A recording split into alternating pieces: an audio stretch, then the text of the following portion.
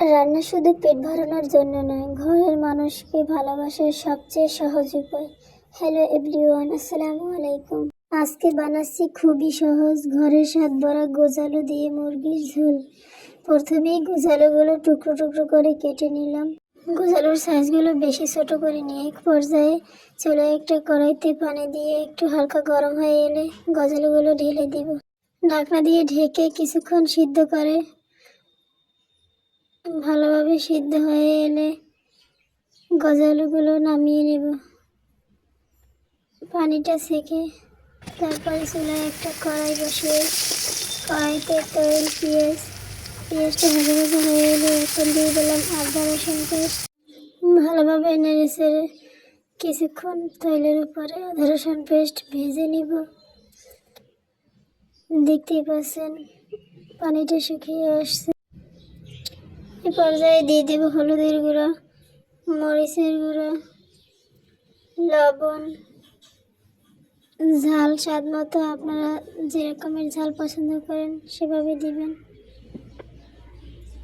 তারপরে গোটা এলাচ দারচিনি দিয়ে ভালোভাবে নেড়ে চেড়ে এই পর্যায়ে একটু ঝোল দিয়ে দিলাম।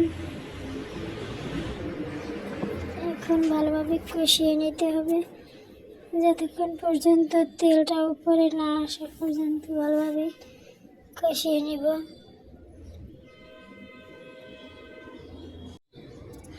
এ পর্যায়ে মুরগির মাংসটা দিয়ে দেব। মুরগির মাংস দিয়ে ভালোভাবে নেড়ে চেড়ে তারপরে মুরগির মাংসটা কষিয়ে নেব ভালোভাবে।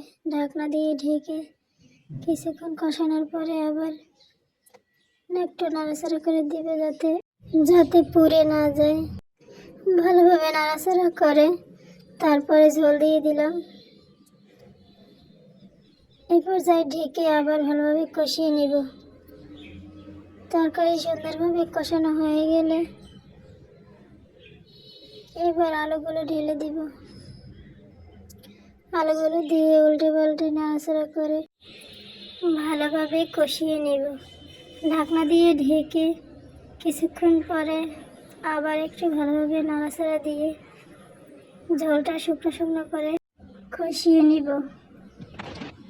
ভিডিওটি ভালো লাগলে একটি লাইক দিতে ভুলবেন না। আপনার একটি লাইক আমাকে অনুপ্রেরণা যোগায়। এবার ঝোল দিয়ে ঢেকে দিব। একটু ঝোল ঝোল করবো, এই জন্য ঝোলটা বেশি পরিমাণে দিই। আজ এ পর্যন্ত। সবাই ভালো থাকবেন, সুস্থ থাকবেন। চ্যানেলটি সাবস্ক্রাইব করে পাশে থাকবেন। আল্লাহ হাফেজ।